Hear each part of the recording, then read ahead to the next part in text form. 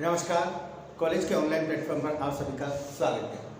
आज हम BA third year की क्लास का अध्ययन करेंगे।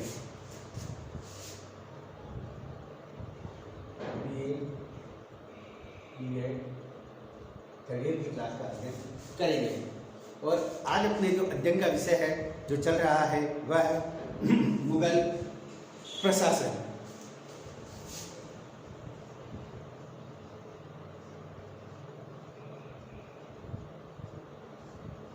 मुगल प्रशासन में केंद्रीय शासन, प्रांतीय शासन, सरकार, परगने और ग्राम आदि शासन के बारे में हमने परिचर्चाएं जारी रखी। इसके बाद मुगलों की जो भू राजस्व व्यवस्था है उसको हमने देखा और आज हम नया टॉपिक जो इसी से संबंधित है, जो पार्ट है, वह आगे लेंगे। तो यह पार्ट 3 है, जिसमें हम मुगलों के सैन्य व्यवस्था का अध्ययन करेंगे। मुगल प्रशासन, या इसको हटा देते हैं, सैन्य प्रशासन, मुगल सैन्य प्रशासन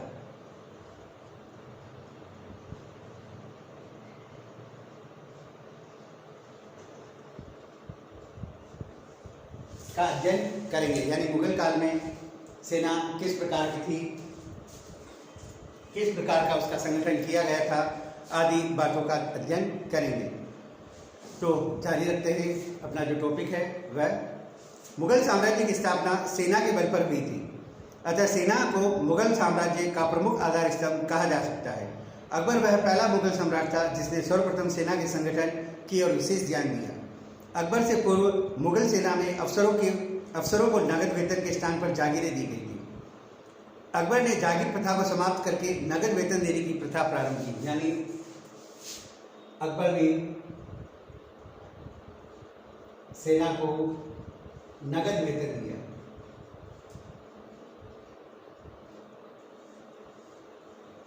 यह बात इंपॉर्टेंट है।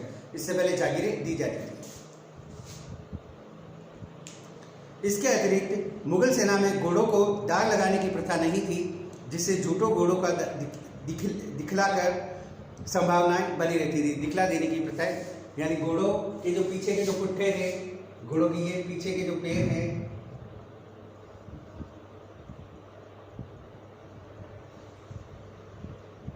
क्लियर, इन दो पुट्ठे होते थे, एक इस तरफ और एक इस तरफ, ये बीच की हड्डी थी। इस तरफ पुट्ठा, इस तरफ पुट्ठा। इसको दागने की प्रथा, एक पट्टे पर मनसबदार और एक पुट्टे पर राजा या बादशाह का चिन्ह होता था, जिससे घोड़े बदले नहीं जा सके और खराब घोड़े न दिखाए जा सके। ऐसी व्यवस्था भी अकबर ने शुरू की थी, जो अलाउद्दीन खिलजी ने भी शुरू की थी। अतएव अकबर ने दाग प्रथा फिर से प्रचलित कर दी। अकबर ने मनसबदारी प्रथा के आधार पर सेना का संगठन किया। मुगल सेना अग्निलिखित 5 भागों में बटी हुई थी। यानी जो सैन्य प्रशासन था वह 5 भागों में विभाजित था। पहला है उसमें अधीन राजाओं की सेना।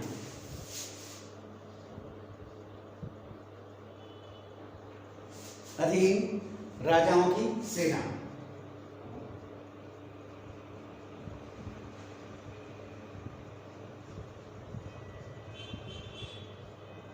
यानी राजाओं के अधीन सेना या अधीन, जो अकबर के या मुगल काल के अधीन राजा थे उनकी सेना। बहुत से राजाओं ने अकबर की अधीनता स्वीकार कर ली थी। अतः इन राजाओं को अपनी सेना के साथ साथ साम्राज्य की सेवा करनी पड़ती थी। प्रत्येक राजा कितनी सेना भेजेगा यह निश्चित कर दिया था। यानी जो अकबर के अधीन या मुगल राज्य के अधीन जो राजा थे वह अपनी सेना सहित मुगल प्रशासन में उपस्थित होगा और यह उनमें कितनी सेना संख्या होगी यह भी मुगल राजा द्वारा निश्चित कर दिया गया। दूसरा, मनसबदारों की सेना। दूसरी, मनसबदारों की सेना। अकबर ने मनसबदारी प्रथा का प्रचलन प्रारंभ किया। मनसब का शाब्दिक अर्थ होता है पद या प्रतिष्ठा, जिसका अध्ययन हम अकबर के शासनकाल में पढ़ चुके हैं। मनसबदार शाही सेना की पदवी धारण करने वाला व्यक्ति होता था। अकबर ने मनसबदारों के पद या दर्जे बनाए रखने, जिनकी ऊपर नीचे श्रृंखला बनी हुई थी। यह पद संख्या 33 थी। सबसे छोटे मनसबदार के पास 10 और सबसे बड़े मनसबदार के पास 12,000 सैनिक होते थे। मनसबदार 3 वर्ग में बटे हुए थे, जिनका मनसब 5,000 से 2,500 तक सैनिक होते थे। अमीर कहलाते थे, जिनके पास 2,500 से अधिक सैनिक होते थे वह अमीर आजम कहलाते थे। सबसे बड़ी सैनिक उपाधि खानन की थी। इस उपाधि में एक व्यक्ति को दी जाती थी। यह उपाधि एक समय में एक व्यक्ति को ही दी जाती थी। 5,000 के ऊपर की संख्या वाले मनसब मुगल राजवंशों के राजकुमार के लिए सुरक्षित थे। अतः इसके पीछे अकबर की नीति यही रही होगी कि कोई भी व्यक्ति अपनी योग्यता एवं राज्य की सेवा के बल पर नीचे से उच्च पद पर उठ सके, यानी वह ऊंचे पद पर आ सके, ओहदे पर आ सके। मनसबदार का पद वंशानुगत नहीं होता था। अपने मनसब के अनुसार ही मनसबदार को हाथी, घोड़े, गाड़ियां, खच्चर रखने का अधिकार था। इरविन के अनुसार प्रदर्शन एवं दाग की व्यवस्था होते हुए भी स्वीकार करना पड़ेगा कि मनसबदारों की संख्या कम न थी जो उतने घुड़सवार रखते थे जितने कि उनके लिए वह वेतन पाते थे। यानी फिर भी अकबर ने इतना ध्यान देने पर भी इस व्यवस्था में भ्रष्टाचार व्याप्त था। मनसबदारी प्रथा मुगल प्रशासन व सैन्य संगठन का प्रमुख आधार थी। यद्यपि मनसबदारी प्रथा पुरानी सैनिक व्यवस्था के कुछ दोषों को समाप्त करने के उद्देश्य से प्रारंभ की गई थी, किंतु कालांतर में मुगल साम्राज्य का भी पतन हुआ। मनसबदारी प्रथा में अनेक दोष आ गए। भर्ती, पदोन्नति करते थे मनसबदार, अतः सैनिकों की स्वामी भक्ति मनसबदारों के प्रति थी। यानी मनसबदारों के सैनिक मनसबदार के प्रति ही उत्तरदायी थे। सैनिकों में राष्ट्रीयता की भावना नहीं थी। यानी जो मनसबदार के जो सैनिक थे उनमें राष्ट्रीयता की भावना होगी भी नहीं, क्योंकि वह अलग अलग राज्य से आते थे। इसीलिए सेना का केंद्रीकरण न होने से उसमें कमजोरी आ जाती थी। मनसबदारों के पारस्परिक द्वेष के कारण मुगल सेना की एकता समाप्त हो गई। यानी मनसबदार भी आपस में लड़ाई करते थे, इससे मुगल सेना की जो एकता थी वो नष्ट हो गई। दूसरी बात ये थी कि कितनी बार लड़ाइयाँ होती थी, उसमें अगर मनसबदार मारा जाता तो उसकी सेना भाग खड़ी होती, जिससे भी युद्ध में हार का सामना करना पड़ सकता था। उपयुक्त दोष होने पर भी मनसबदारी प्रथा मुगल प्रशासन की आवश्यकता के अनुरूप थी। समकालीन इतिहासकार व विदेशी यात्री इसकी उपयोगिता का उल्लेख करते हुए प्रणाली को 16वीं शताब्दी 17वीं शताब्दी के मुगल साम्राज्य की स्थिरता एवं गौरव प्रदान करते हैं। इस प्रणाली के अनेक लाभ हुए, जिनमें से कुछ मनसबदारों की नियुक्ति उन्नति सम्राट के हाथों में होने के कारण मनसबदार सम्राट के प्रति स्वामी भक्त थे। इससे सम्राट को योग्य व्यक्तियों की सेवा प्राप्त हो जाती है। यानी मनसबदार राजा के प्रति उत्तरदायी थे, अतः राजा उनकी उन्नति पदोन्नति करता था तो वह राजा के प्रति स्वामी भक्त होते थे। और सम्राट योग्य व्यक्तियों को सम्राट को प्राप्ति हो जाती, यानी सम्राट को योग्य व्यक्ति मिल जाते जो अपनी पदोन्नति चाहता हो और राज्य की सेवा करना चाहता हो। ये इसका गुण था। सम्राट को कम परेशानी व खर्च पर एक शक्तिशाली सेना मिल गई। सम्राट को सेना का ध्यान भी नहीं रखना पड़ा, कम खर्चा हुआ और एक शक्तिशाली सेना मिलकर तैयार हो गई। अगला, यह प्रणाली तुलनात्मक दृष्टि से कम खर्चीली थी, यानी इसमें पैसा भी कम लगता था एवं कुशल शासन प्रबंध की स्थापना हो सकी। यानी कुशल शासन प्रशासन की स्थापना भी इसके माध्यम से हो गई। अकबर के पश्चात मनसबदारी प्रथा के यद्यपि मूल सिद्धांत तो विद्यमान रहे, किंतु इस प्रथा में कुछ परिवर्तन आवश्यक कर दिए गए। अकबर के पश्चात मनसबदारों की संख्या में बढ़ोतरी हुई। जहांगीर के शासनकाल में मनसबदारों का एक नया पद स्थापित किया गया, जिसे दो आसपा सिंह आसपा कहा गया। यानी मनसबदारों में कुछ परिवर्तन हुए, दो आसपा सिंह आसपा और उसमें पद जोड़ दिए गए। यह पद सवार पद का ही एक भाग था, जिसके अनुसार सवार पद के कुल घुड़सवारों में से कुछ संख्या दूस अस्पा और सी अस्पा निश्चित कर दी जाती थी तथा मनसबदार को इससे दुगने घोड़े रखने पड़ते थे, यानी दुगने घोड़े रखने पड़ते थे। ऐसी व्यवस्था जहांगीर ने उसमें कर दी। उपयुक्त वर्णन से स्पष्ट है कि अकबर, जहांगीर, शाहजहां के समय तो मनसबदारी प्रणाली सुचारू रूप से चलती रही, किंतु औरंगजेब के पश्चात इसमें अत्यधिक दोष उत्पन्न हो गए, क्योंकि उसके समय जो हिंदू मनसबदार थे, अन्य जो मनसबदार थे, वह नाराज हो गए, क्योंकि उसकी जो धार्मिक नीति थी कट्टरता वाली, इस वजह से वह धार्मिक असहिष्णु हो गया था और उसने धार्मिकता की जो नीति अपनाई थी उससे अन्य जो मनसबदार थे वह नाराज हो गए। अगला है स्थायी सेना।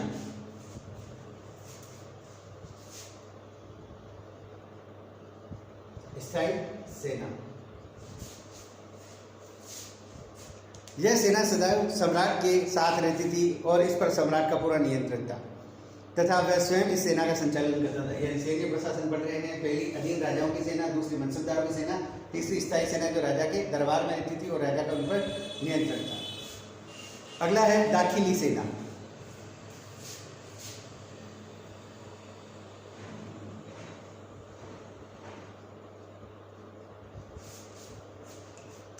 दाखिली सेना, दाखिली शब्द अरबी शब्द है जिसका अर्थ होता है अंदर या भीतर, यानी अंदर या भीतर, भीतर का मतलब भी अंदर। अतः दाखिली सेना का अर्थ है आंतरिक या अंदर की सेना। आंतरिक सेना का कार्य आंतरिक शांति और सुव्यवस्था बनाए रखने का था, यानी अंदर की सेना जो आंतरिक रूप से सुरक्षा और शांति बनाए रखने का इसका प्रमुख कार्य था। नेक्स्ट है अहदी सेना।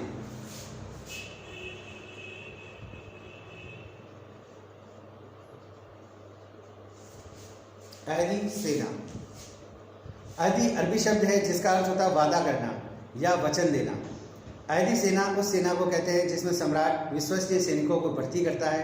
ये सैनिक सम्राट के लिए अपने तन मन धन सब कुछ न्यौछावर करने को तैयार रहते हैं। अहदी सेना में कुलीन लोग रखे जाते हैं और इन्हें ऊंचे ऊंचे वेतन दिए जाते हैं। यानी अहदी सेना प्रमुख सेना राजा की थी, जो राजा इसकी नियुक्ति करता था और राजा के एक कहने पर, इशारे पर अपने तन मन धन का बलिदान कर देते थे। क्लियर? और ये कुलीन लोग थे, उच्च वर्गीय थे और सदैव इनको ऊंचे ऊंचे वेतन दिए गए।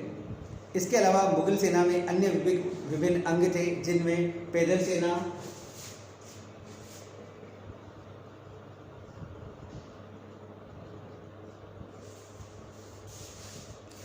युद्ध के दृष्टिकोण से पैदल सेना दो भागों में विभाजित थी। एक बंदूकची, दूसरी शमशीरेबाज। एक तो बंदूक चलाती थी और एक तलवार चलाती थी।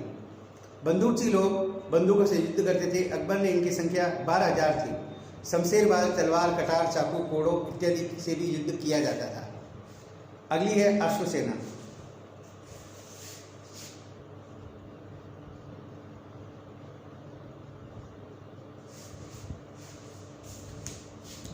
यह सेना मुगल सेना का सबसे प्रधान अंग समझी जाती थी। समतल मैदानों में होने वाली युद्धों में यह सेना विशेष लाभदायक थी क्योंकि यह काफ़ी गतिशील थी। घुड़सवार सेना दो प्रकार की थी, पहली बरगीर और दूसरी सिलदार। यह दो प्रकार की थी, बरगीर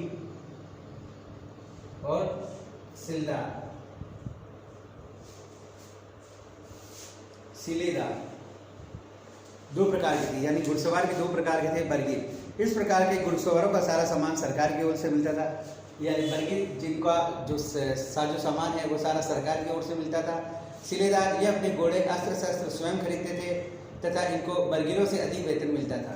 यानी इनका वेतन बरगीरों से अधिक था क्योंकि ये स्वयं अपना साजो सामान खरीदते थे। अगली है हस्ती सेना।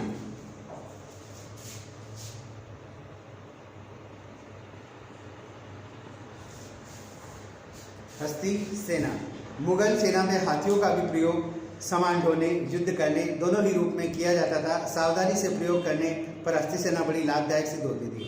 लेकिन यदि हाथी बिगड़ जाता तो अपनी ही सेना को कुचल देता था। यानी सेना का उपयोग भी, सेना में हाथियों का उपयोग भी किया जाता था, किंतु बड़ा ध्यान से किया जाता था। अगर कोई हाथी बिगड़ गया तो वह अपनी सेना को रोंद डालता था। एक तो हाथी को एक उसकी सूंड में खंजर डाला जाता था, इतना लंबा खंजर होता था जो उसकी सूंड में होता था। जैसे हल्दीघाटी के युद्ध में मैंने आपको बताया था कि जब महाराणा प्रताप का घोड़ा चेतक मान सिंह के जो हाथी था उसके दोनों दांतों पर उसने पांव जमा लिए। पांव जमाने के बाद महाराणा प्रताप ने अपना भाला फेंका, किंतु मान सिंह के होद में छुप जाने से वह भाला महावत को लगा और वह मर गया। किंतु उसी समय हाथी की सूंड में एक तलवार थी। महावत ने मरते से पहले उसको हाथ लगाई तो उसने सूंड से जो घोड़े का जो पिछला पाँव था चेतक का, उसका पाँव को जख्मी कर दिया, जिससे वह 3 टांगों में भी युद्ध कर रहा था। और चेतक की समाधि आज भी हल्दीघाटी में विद्यमान है। उसके बाद उसकी मृत्यु हो गई थी। तो हाथी सेना का भी विशेष महत्व था क्योंकि उसकी सूंड में खंजर होता था। अगला तोपखाना।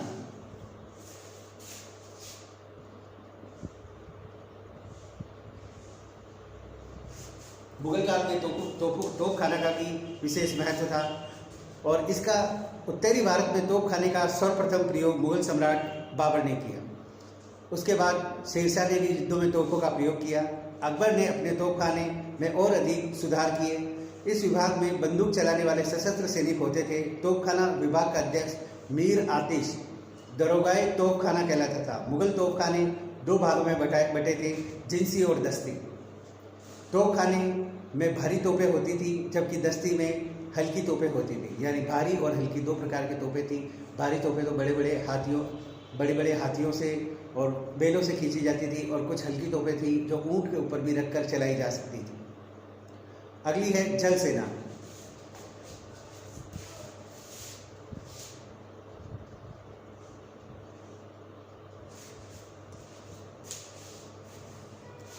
मुगलों की सेना का एक अंग जल सेना भी थी। नौसेना संगठन अकबर ने किया था, यानी अकबर ने सबसे पहले नौसेना संगठन किया था मुगल काल में, क्योंकि उसने गुजरात के समुद्र तटीय प्रदेशों पर अपना राज्य स्थापित कर लिया था। नदियों के युद्ध के लिए अकबर ने बड़ी बड़ी नावों का निर्माण करवाया। इन नावों पर तोपें चढ़ी रहती थी, और ये नावें एक दरोगा के अधिकार में रहती थी। यानी बड़ी बड़ी जो तोपें थी वो नावों से एक दूसरे स्थान से दूसरे स्थान तक लाई जाती थी, और दरोगा के अधीन थी। और अकबर ने इनके महत्व को समझा और शाही जल सेना का निर्माण करवाया। अगला है शाही खेमा। मुगल सेना में शाही खेमा की भी व्यवस्था थी, जिसका बादशाह स्वयं निरीक्षण करता था। उस शाही खेमा का स्वरूप एक नगर में एक समान जाता था और 5 से 20 मील तक के क्षेत्र में फैला था। इसमें 1 या 2 लाख व्यक्ति विद्यमान थे, लेकिन इस विशाल जन समुदाय में संपूर्ण संयम और अनुशासन बना रहता था। शाही खेमा में खाने पीने की सभी वस्तुएं उचित मूल्य में मिल जाती थी। यह हो गया आपके सेना का प्रकार। अब नेक्स्ट हम पढ़ेंगे मुगल काल में किसानों की स्थिति। जो देख लें एक बार आप कि सेना कितने प्रकार की थी, जो मैंने आपके सामने बताई है। मुगल सेना में अधीन राजाओं की सेना, जिन राजाओं ने मुगलों की दीनता स्वीकार कर ली, उनकी सेना अधीन राजाओं की सेना कहलाती थी, और वह बादशाह की सेवा में उपस्थित होते थे और उनकी सेवा करते थे। मनसबदारों की सेना बादशाह द्वारा नियुक्त मनसबदार की नियुक्ति की जाती थी। वह एक सेना रखता था, जहाज सवार के माध्यम से उन्हें वेतन मिलता था, और वह सेना रखते थे बादशाह की सेवा के लिए। फिर स्थायी सेना थी, फिर दाखिली थी, अंदर की सेना, फिर अर्धी सेना जो राजा की अहम सेना थी, जिसे उच्च वर्ग के लोगों को नियुक्त किया जाता और उन्हें बड़े बड़े वेतन दिए जाते थे। फिर पैदल सेना का भी महत्व था। इसमें भी 2 प्रकार के थे, एक शमशीरीबाज और एक बंदूकदार। एक बंदूक चलाने वाले थे और कुछ शमशीर चलाने वाले थे, तलवार चलाने वाले। फिर अश्वसेना थी। अश्वसेना भी 2 प्रकार की थी, एक बरगीर एक सिलेदार। बरगीर को घोड़ा, युद्ध का सामान सब सरकार द्वारा दिया जाता था, अतः इनका वेतन कम था। सिलेदार को साजो सामान स्वयं का होता था, इसीलिए इन्हें वेतन बरगीर से ज़्यादा दिया जाता था। इसके अलावा हस्ती सेना थी। सेना में हाथियों का भी महत्व था और वह युद्धों में भाग लेते थे। अगला तोपखाना भी था, और बड़ी बड़ी तोपें थी, और छोटी छोटी तोपें भी थी, हल्की तोपें भी थी। और आगे जल सेना भी अकबर ने स्थापित की थी, और उसने भी महत्वपूर्ण कार्य किया था। इस प्रकार हमने मुगल काल की जो सैन्य व्यवस्था है उसको पूरी देखा। अब हम पढ़ेंगे अगला किसानों की स्थिति।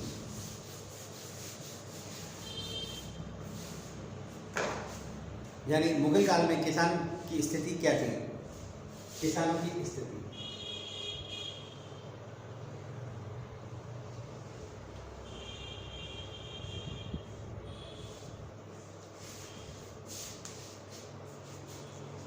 अकबर के शासनकाल तक उसके द्वारा स्थापित व्यवस्था में ठीक काम होता रहा।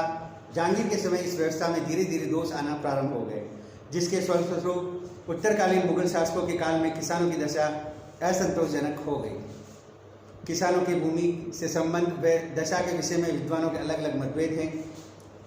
यूरोपीय यात्री एक मत से कहते हैं कि सम्राट भूमि का स्वामी था, और डॉक्टर इरफान हबीब का मत है कि भूमि का स्वामी न तो किसान था न ही सम्राट था। भूमि न तो बेची जा सकती थी, न उसमें अलग हो सकता था। किसान को भूमि संबंधी मौरूसी अधिकार प्राप्त थे। किसान यदि भूमि छोड़कर अन्यत्र चला जाता तो सरकारी कर्मचारी उसे समझा बुझाकर वापस ले आते। फिर भी किसानों को भागना एक साधारण घटना थी, यानी मौरूसी अधिकार प्राप्त है, वह भूमि से जुड़ा रहता था। डॉक्टर कुरैशी का विचार है कि किसान मुगल काल में खुशहाल थे। उनके मत है कि किसानों की दरिद्रता का जो चित्र ब्रिटिश काल में दिखाई देता है, उसका कारण ईस्ट इंडिया कंपनी द्वारा किसानों का शोषण तथा लूट है। यानी कुरैशी साहब कह रहे हैं कि जो मुगल काल का लैंड रेवेन्यू सिस्टम था वो इतना अच्छा नहीं बता रहे थे, क्योंकि ब्रिटिश काल में किसानों की स्थिति देनी थी, वो भी लूटा करते थे। तो इस बात को लेकर वह भूमिका यह रूप दिखाते हैं, किंतु इस मत को स्वीकार करना कठिन है। किसानों द्वारा भूमि छोड़कर भागना इसका प्रमाण है। इस संदर्भ में औरंगजेब के काल में सतनामियों व जाटों का विद्रोह भी महत्वपूर्ण है। यानी औरंगजेब के काल में लैंड रेवेन्यू सिस्टम को लेकर जाटों और सतनामियों का विद्रोह हुआ था, जिनमें जाटों ये मथुरा और भरतपुर के आसपास के जो जाट थे, जिनमें राजाराम, गोकुल और चूड़ामन, इन जाटों ने औरंगजेब के समय विद्रोह किया और उसकी मृत्यु पर्यंत ये विद्रोह जारी रहा। और उसी समय सतनामियों ने विद्रोह किया, जो मुंडिया कहलाते थे, यानी सिर मुंडा के रखते थे और भौहें मुंडा कर रखते थे, इसलिए वह मुंडिया कहलाते थे। और उन्होंने भी लैंड रेवेन्यू को लेकर विद्रोह किया था। अगला जजिया। जजिया का सिद्धांत कुरान की एक आयत पर आधारित है, जिसमें कहा गया है कि जो लोग खुदा में विश्वास नहीं करते एवं खुदा एवं पैगंबर द्वारा वर्णित बातों को नहीं मानते, सत्य धर्म इस्लाम को स्वीकार नहीं करते और जो धर्म ग्रंथ रखते हैं, उनमें अंतिम दिन तक जब तक कि वे अपने अधीन होकर खुदा जजिया न दे, लड़ो। यानी उनसे जजिया वसूल करो, उनसे लड़ो। जजिया बच्चों, वृद्धों, स्त्रियों से नहीं लिया जाता था। अंधे, अपंग, भिखारी एवं साधु सन्यासी भी इससे मुक्त थे। दिल्ली सुल्तान जजिया वसूल करते थे। बाबर और हुमायूं के काल में दिल्ली सल्तनत काल से चला आ रहा जजिया लिया जाता रहा। प्रथम बार 1564 में अकबर ने इसे समाप्त कर दिया। जहांगीर शाहजहाँ के काल में भी जजिया समाप्त रहा। औरंगजेब ने 1679 में इसे पुनः लागू कर दिया। 34 वर्ष पश्चात 1773 में फारूक शाह ने जजिया समाप्त कर दिया और 1717 में इसे पुनः लागू किया गया। 1719 में इसे पुनः हटा दिया गया। अंत में 1720 में मुगल मोहम्मद शाह ने इसे समाप्त कर दिया पूर्ण रूप में, किंतु इसके बाद लागू करने का उल्लेख नहीं है। यानी मोहम्मद शाह ने 1720 में जो इसे समाप्त किया था, इसके बाद यह लागू करने का कहीं भी उल्लेख नहीं है। जजिया से कितनी आय होती है, इसके आंकड़े उपलब्ध नहीं है। 1720 में जब मोहम्मद शाह ने इसे समाप्त किया था, तो जजिया से 4 करोड़ रुपए की वार्षिक आय थी, यानी बहुत बड़ा हिस्सा इससे प्राप्त होता था। औरंगजेब द्वारा जजिया लगाने के मुख्य कारण थे, मनुजी के अनुसार 2 कारण थे। प्रथम, सैनिक कारण, राजकोष खाली होना, यानी उसके समय लड़ाइयाँ हुई थी, उत्तराधिकारी संघर्ष हुआ था और दक्षिण में वह निरंतर लोहा ले रहा था। मध्य एशिया, कांधा, खुरासान तक उसने अभियान की, उसमें उसका बहुत पैसा खर्च हो गया, अतः वह जजिया लेना उसके लिए आवश्यकता, क्योंकि राजकोष खाली हो गया था। दूसरा, कर के बाहर से हिंदुओं को मुसलमान बनाता था, यानी इस लैंड रेवेन्यू से, इस जजिया से वह बहुत से हिंदुओं को मुसलमान बनाना चाहता था। जो जजिया नहीं देते थे वे भय से मुसलमान हो जाते थे। डॉक्टर जदुनाथ सरकार ने उसी आधार पर यह विचार व्यक्त किया है कि जजिया लगान में औरंगजेब का अभिप्राय इस्लाम धर्म का प्रसार करना था। डॉक्टर जहीरुद्दीन फारूकी का मत है कि औरंगजेब ने बहुत से कर समाप्त कर दिए थे, इससे जो वित्तीय हानि हुई उसे पूरा करने के लिए जजिया लगाया गया। इस तरह यह आर्थिक कर था, धार्मिक नहीं। डॉक्टर कुरैशी के अनुसार यह आर्थिक लाभ के लिए नहीं, वरन औरंगजेब जजिया को एक राजनीतिक मानदंड के एक सिद्धांत तथा अपने राज्य को इस्लामी राज्य प्रदान करने का एक प्रतीक समझता था। वास्तव में औरंगजेब के जजिया लगान के पीछे आर्थिक, धार्मिक, राजनीतिक शक्तियां सम्मिलित प्रयास थी। तीनों बातें पर्याप्त थी। इससे उसे कट्टर रूढ़िवादी मुसलमान से राजनीतिक कार्यों में सहायता प्राप्त थी और वह स्वयं मानसिक शांति और संतोष मिलता था उसको। मुद्रा एवं टकसाल। बाबर एवं हुमायूं काल में तो पुरानी मुद्रा प्रणाली ही अपनाई। अकबर ने सोने, चांदी, तांबे की अन्य मुद्रा भी चलाई। ख्वाजा अबू समद को दिल्ली का शाही टकसाल अधिकारी नियुक्त किया। जहांगीर एवं शाहजहाँ अकबर की मुद्रा का जारी रखा। सिक्कों पर अपना नाम खुदवाना। औरंगजेब ने रुपये के 1/6% में वृद्धि कर दी। यह प्रणाली मुगल साम्राज्य के प्रत्यंत तक जारी रही। अगला है मुगलों की न्याय व्यवस्था।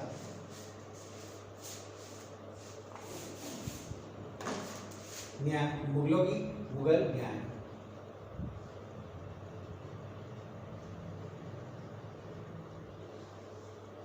अब मुगलों की न्याय व्यवस्था किस प्रकार की थी, इसका भी अध्ययन करेंगे। सल्तनत कालीन न्याय व्यवस्था इस्लाम के नियमों पर आधारित थी। बाबर एवं हुमायूं ने इस प्रथा को जारी रखा। अकबर ने यद्यपि इस न्याय व्यवस्था में कोई मौलिक सुधार नहीं किए, यानी न्याय व्यवस्था जो मुगल काल से सल्तनत काल से चली आ रही थी वो की वही जारी रही। बाबर और हुमायूं ने इसमें परिवर्तन नहीं किए, अकबर ने इसमें कोई मौलिक सुधार नहीं किए, लेकिन छोटे छोटे सुधारों के द्वारा न्याय व्यवस्था को अधिक उपयोगी बना दिया। अकबर ने इस्लामी कानून के क्षेत्र को सीमित कर दिया तथा न्याय के सामान्य एवं प्रचलित कानूनों को बढ़ावा दिया, जिसके परिणामस्वरूप देश के सामान्य कानूनों के अनुसार अधिक मुकदमों की सुनवाई होने लगी। अकबर ने हिंदू प्रजा के लिए न्यायाधीशों की नियुक्ति की। इन सुधारों के अतिरिक्त अकबर के शासनकाल में न्याय व्यवस्था वैसी ही है जैसी मुगल काल में प्रचलित थी। मुगल काल की प्रमुख अदालतें, पहली बादशाह की अदालत, यानी सबसे पहले किसकी अदालत थी? बादशाह की अदालत।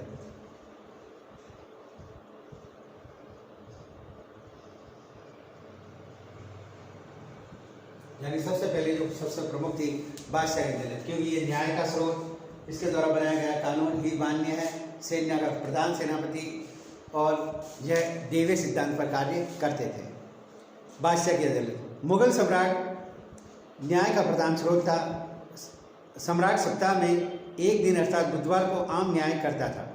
राजशाही अदालतों में एक प्रधान काजी, दूसरे न्यायाधीश तथा अन्य धर्माचार्य उपस्थित रहते थे। अपील की अंतिम न्यायालय सम्राट में ही की जा सकती है, यानी यह उस जमाने का सुप्रीम कोर्ट था, इसके आगे कोई कानून नहीं लागू होता था, यह सर्वोच्च न्यायालय था। प्राय न्याय हेतु सम्राट की अदालत तक पहुंचना एक मुश्किल कार्य था, क्योंकि सम्राट के पास न्याय के लिए अधिक समय नहीं था, समय का अभाव था। यानी बहुत से ऐसे मामले थे जो सीधे बादशाह तक नहीं पहुंच पाते थे, क्योंकि बादशाह एक ही दिन तो न्याय करता था, उसमें भी वह बिजी रहता था, तो बहुत से मामले राजा तक नहीं पहुंचते थे। बस एक मृत्युदंड का एक ऐसा मामला है जो कोई भी किसी को मृत्युदंड नहीं दे सकता, उसमें राजा की आज्ञा अनिवार्य थी, वही मामला राजा तक पहुंचता था। दूसरा, प्रधान काजी की अदालत।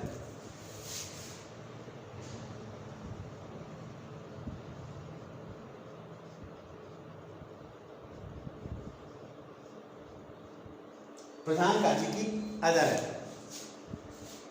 बादशाह की अदालत के बाद प्रधान काजी की अदालत होती थी। प्रधान काजी अपनी अदालत में इस्लाम के नियमानुसार न्याय करता था। प्रधान काजी की अदालत में अपील सुनी जाती थी, यानी बादशाह के बाद जो सबसे प्रमुख अदालत थी वह प्रधान काजी की अदालत थी, और वह राजा के बाद वही न्याय के अनुसार कार्य करता था और अपीलें सुनता था।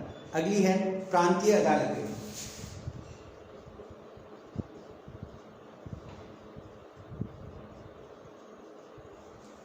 प्रांतीय अदालत, प्रत्येक प्रांत की राजधानी में एक काजी की अदालत होती थी। इस काजी की नियुक्ति प्रधान काजी द्वारा की जाती थी, यानी प्रांत के काजी होती थी, इसकी नियुक्ति प्रधान काजी द्वारा की जाती थी। एक काजी की नियुक्ति जो प्रांत में न्याय व्यवस्था का कार्य देखता था। नेक्स्ट है कस्बों की अदालत।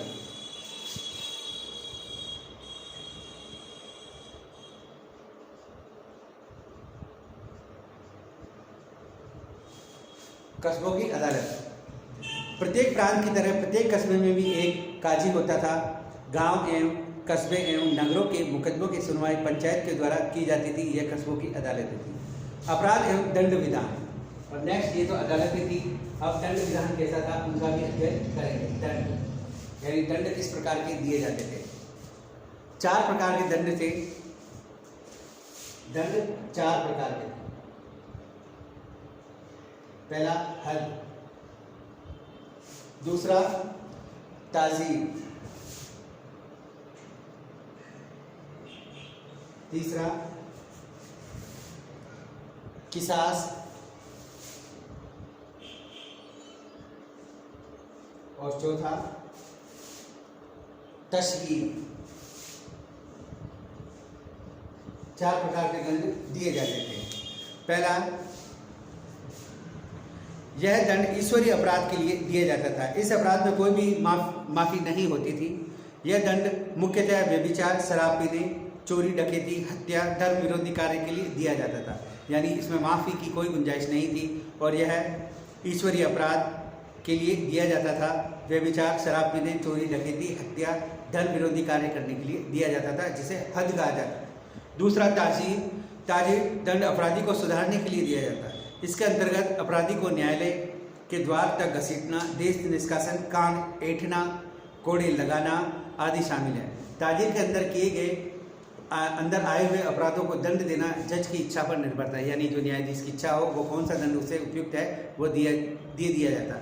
यानी उसको पकड़कर घसीटा जाता था न्यायालय में, या उसके देश निष्कासन दे देते थे, या उसके कान ऐंठते थे, कोड़े लगाते थे आदि अपराध मतलब जो दंड है उसमें शामिल थे, जिसे ताजीर कहा गया है। अगला है किसास। किसास यानी बदला। किसास दंड हत्या गहरी चोट के बदले दिया जाता था। चोट खाया हुआ व्यक्ति या फिर मृत व्यक्ति का निकटतम संबंधी अपराधी से क्षतिपूर्ति की मांग करता। दोनों पक्षों के मान जाने पर मुकदमा काजी के पास भेज दिया जाता था, यानी बदला लिया जाता था उससे। अगला है तशहीर। इसका मतलब है सार्वजनिक निंदा। यह कानून हिंदुओं के लिए लागू था। इस दंड के अंतर्गत अपराधी का सिर मुंडवाना, गधे पर उल्टा मुंह करके पूंछ की ओर बैठाना, मुंह पर धूल अथवा काला पोत देना, मुंह काला कर देना, अथवा जूतों की माला पहनाकर बाजार में घुमाना इत्यादि शामिल थे। यानी उसे जूतों की माला पहनाकर बाजार में घुमाया जाता था। इस प्रकार के दंड है सार्वजनिक निंदा। अगला है बंदी गृह व्यवस्था, यानी जेल की क्या व्यवस्था थी। मुगलों के समय बंदी गृह दो प्रकार के थे। एक बंदी गृह उच्च जाति के लोगों के लिए और दूसरे निम्न जाति के लोगों के लिए। यानी बंदी गृह भी दो प्रकार के थे, एक उच्च वर्गों के लिए, निम्न वर्गों के लिए। राजवंशीय राजकुमार अथवा कुलीन सरदारों को अपराध करने पर पहले प्रकार के बंदी गृह में रखा जाता था, यानी उच्च जेल में रखा जाता था, तथा निम्न श्रेणी के लोगों को दूसरे प्रकार की बंदी गृह में रखा जाता था। बंदी गृहों में कैदियों के भोजन एवं स्वास्थ्य की अच्छी व्यवस्था नहीं थी, यानी अच्छा भोजन नहीं मिलता था, नहीं उनके स्वास्थ्य का निरीक्षण परीक्षण किया जाता था। मुगलकालीन न्याय व्यवस्था में अनेक दोष थे। न्याय प्रणाली का प्रमुख दोष काजियों का भ्रष्टाचार था। समकालीन यूरोपीय यात्रियों ने अनेक उदाहरण दिए हैं जहां काजी घूस लेकर मुकदमे का फैसला देते हैं। यानी यूरोपीय इतिहास कह रहे हैं कि काजी थे वो भ्रष्ट थे, पैसे लेकर न्याय बेच देते थे। न्यायालयों में घूस का बोलबाला था, इसे अस्वीकार नहीं किया जा सकता। यानी भ्रष्टाचार था, घूस ली जाती थी, रिश्वत ली जाती थी, इसे नकारा नहीं जा सकता। नेक्स्ट, मुगल शासन का स्वरूप जो अभी तक आपने समझा वह यही था जो मैंने आपको अभी तक आपके सामने ये प्रस्तुत किया। इसके अलावा हम देखेंगे मुगलों की जो न्याय व्यवस्था थी वह सटीक थी। मुगल शासन के उद्देश्य एवं उनके स्वरूप के विषय में अलग अलग विद्वानों के अलग अलग मतभेद है। मुस्लिम राज्य धर्मतंत्र थियोक्रेसी कहा गया है। थियोक्रेसी शब्द यूनानी शब्द थियोस से बना है, जिसका अर्थ है ईश्वर होता है। थियोक्रेसी उस राज्य को कहा जाना चाहिए जो ईश्वर अथवा ईश्वर दृष्ट प्रतिनिधियों द्वारा शासित हो। मुगल सम्राटों ने व्यक्तिगत जीवन में इस्लाम के सभी नियमों का पालन नहीं किया था।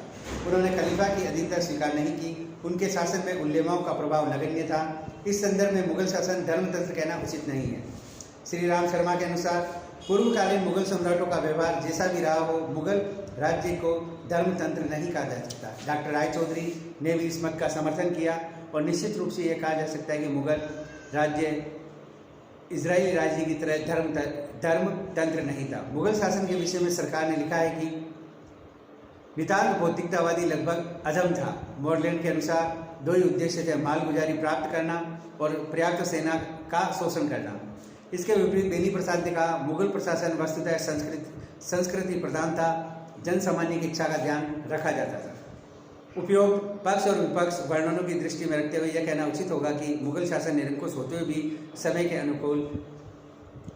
अनुकूल था। कि सक्सेना ने लिखा है, इतना तो मानना ही पड़ेगा कि मुगल प्रशासन ने एक ऐसा वातावरण बना दिया जिससे शांतिमय जीवन व्यतीत करना संभव हो गया। विश्व की समसामयिक परिस्थितियों एवं परंपराओं को ध्यान में रखते हुए मुगल प्रशासन को प्रबुद्ध निरंकुशवादी कहना ही तर्कसंगत होगा। यानी प्रबुद्ध बुद्धि द्वारा निरंकुश शासन की स्थापना करना। श्रीवास्तव जी इस मत से सहमत नहीं है। उनके अनुसार मुगल साम्राज्य को यूरोपीय राज्यों के आधार पर प्रबुद्ध निरंकुश राज्य कहना उचित नहीं है। यूरोपीय परिवेश, पृष्ठभूमि तथा वहाँ की समस्याएं भारत से भिन्न थी। वास्तव में मुगल राज्य एक राजतंत्र था जिसमें सुविधा अनुसार भारतीय धर्म, संस्कृति, कल्याणकारी भावना मिश्रित थी। इसका प्रमुख उद्देश्य सम्राट की शक्ति एवं गरिमा को बढ़ाकर मुगल साम्राज्य को मध्य एशिया, ईरान, तुर्की परिप्रेक्ष्य में उचित स्थान प्रदान करना था। मुगल शासन में जनता को शांति, सुव्यवस्था, सुरक्षा तथा स्थायित्व प्रदान कर एक ऐसी परिस्थिति का प्रदान करना था जिसके सांस्कृतिक समन्वय तथा प्रगति का मार्ग हो सके। यह उसकी सफलता का प्रमाण है। इससे स्पष्ट होता है कि इतिहासकारों में मतभेद हैं। शासन के विभिन्न स्वरूपों में इतिहासकारों ने अपने अपने मत व्यक्त किए हैं। इस प्रकार आज के अध्याय में हमने ये देखा कि किस प्रकार मुगल शासन प्रशासन चल रहा है और किस प्रकार मुगलों की न्याय व्यवस्था थी, किस प्रकार उसकी दंड व्यवस्था थी। इसकी विस्तृत चर्चा परिचर्चा हमने की। कोई तो मुगल साम्राज्य को सैनिक राज्य कह रहा है, तो कई उसके कागजी राज्य कह दिया, तो किसी ने कल्याणकारी राज्य कहा। यानी पक्ष विपक्ष में अपने तर्क प्रस्तुत किए हैं, जिनमें कुछ जो थिंकर हैं, इतिहासकार मुगल शासन को एक सैनिक राज्य की संज्ञा दी, क्योंकि वह सैनिकों की दृष्टि से ही स्थापित किया गया था, सैनिकों के द्वारा ही स्थापित किया गया था। इन इतिहासों का मानना है कि मुगल शासन में प्रत्येक कार्य या तो सैनिकों द्वारा किया गया या उनकी सहायता द्वारा किया गया, चाहे वह शांति की स्थापना हो या विद्रोह को दबाने की हो या लैंड रेवेन्यू वसूल करने की हो। अतः इसे एक सैनिक राज्य कहना ही उचित है। वहीं कुछ कागजी राज्य कहते हैं। हरिश्चंद्र शंकर श्रीवास्तव ने लिखा है, लिखित संविधान न होने पर भी मुगल शासनकाल निश्चित रूप से सुस्पष्ट नियमों पर आधारित था। यह बात तो है कि मुगल राज्य का अधिकतर समय कागज पर होता था। दरबार में सम्राट के एक एक निर्देश सतर्कता से लिखे जाते थे। शासन के प्रत्येक कार्य के नियमों को सूक्ष्म ब्यौरा सावधानी राशि आज्ञाओं के रूप में संबंधित अधिकारियों कर्मचारियों को लेखनीबद्ध किया जाए। फरमान यानी राशि आज्ञा के तौर पर करने की प्रक्रिया यह प्रमाणित करते कि यह पूरी सतर्कता बरती जाती थी। अतः मुगल शासन को स्वरूप कागजी राज्य कहना ही उचित है। वहीं कुछ सांस्कृतिक राज्य भी कहते हैं। उनके अनुसार मुगल प्रशासन कानून राज्य या पुलिस राज्य के ऊपर उठकर वस्तुतः सांस्कृतिक राज्य बन गया था। मुगल शासन के दौरान अत्यधिक सांस्कृतिक विकास हुआ था। सांस्कृतिक विकास का कोई क्षेत्र ऐसा नहीं था जिससे इस काल के दौरान उन्नति न हुई हो, क्योंकि इसमें साहित्य, कला, वास्तुकला, चित्रकला, संगीत कला आदि प्रत्येक दृष्टि से यह महत्वपूर्ण काल था। इस बात को ध्यान में रखते हुए इसे एक सांस्कृतिक राज्य ही कहा जा सकता है। अगला, कुछ इतिहासकार इसे कल्याणकारी मुगल राज्य की स्थापना को मानते हैं। उनके मत अनुसार मुगल बादशाह ने मुफ्त भोजन के वितरण के लिए भोजनालय स्थापित किए, गरीबों को नगद आर्थिक सहायता दी, जोरोखा दर्शन, आम दरबार आदि जनता के लिए अपने कष्टों को दूर कर उनके जो कष्ट थे उनसे अवगत हुए। दुर्भिक्षा व अन्य प्राकृतिक संकट के समय शासक ने जनता की सहायता की। मुगल प्रशासनिक अधिकारियों को आदेश दिए कि जनता की भलाई का ध्यान रखें। यातायात को सुधारते हुए अनेक सड़कों का निर्माण भी इस समय हुआ। इसे लोक कल्याणकारी राज्य भी कहते हैं। इसलिए सिंचाई हेतु नहरें भी बनवाई गई, परंतु उपयुक्त तर्कों के आधार पर इसे कल्याणकारी राज्य भी नहीं कहा जा सकता, क्योंकि कार्य करना एक शासक का उत्तरदायी होता है। अतः इस आधार पर शासन का स्वरूप निर्धारित नहीं किया जा सकता। कोई इसे शोषण की संस्था कह रहे हैं, क्योंकि मुगल शासन के अंतर्गत इस गरीब जनता से अधिक धन वसूल किया गया। बादशाह व प्रशासनिक अधिकारियों की शान शौकत पर खर्च किया जाता था। विद्वान और मानते हैं मुगल बादशाह द्वारा ताजमहल आदि इतनी भव्य इमारतों का भी उल्लेख करते हैं, जिनका विचार है कि जनता का वसूला किए गए धन को भवनों के निर्माण पर खर्च नहीं करके जनता के विकास पर खर्च किया जाना चाहिए था। मुगल प्रशासन संपूर्ण व्यवस्था का दोष जनता से अधिक धन वसूल करना और प्रयोग करना था। अतः इसे एक शोषण का राज्य भी कहा जा सकता है, यानी मुगल जो राज्य है वो शोषण का राज्य भी बन गया था। नेक्स्ट, इतना ही मानना पड़ेगा कि मुगल राज्य शासन में ऐसा वातावरण बना दिया जिससे शांति में जीवन व्यतीत करना संभव हो गया। विश्व में समसामयिक परिस्थितियों एवं विशेषताओं परंपराओं को ध्यान में रखते हुए मुगल शासन को एक प्रबुद्ध निरंकुशवादी शासन कहना ही तर्क संगत होगा। मध्ययुगीन राजतंत्र, अनेक इतिहासकार इसे मध्ययुगीन राजतंत्र भी मानते हैं, क्योंकि संस्थाएं नीतियां राजतंत्र को शक्तिशाली बनाने के लिए है।